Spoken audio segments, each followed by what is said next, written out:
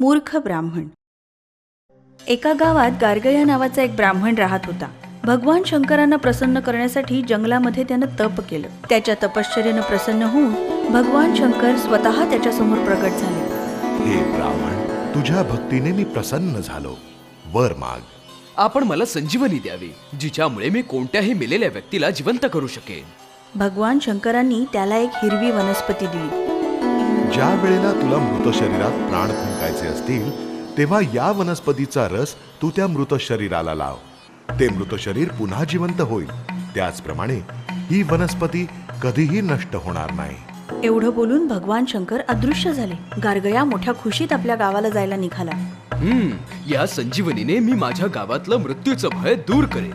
यापुढे कोणीही दुःखी होणार नाही. सगळ्या गावात माझं महत्व वाढेल. पण अचानक त्याच्या मनात शंका आली.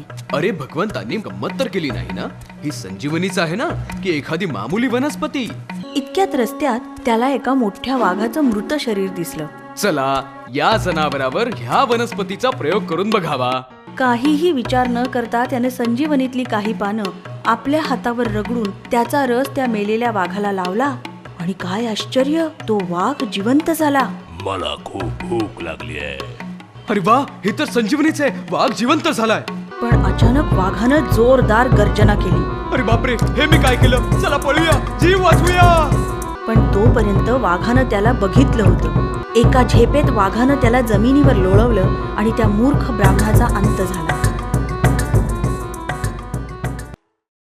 काहीही विचार न करता केलेलं काम आत्मघातकी ठरू शकतं.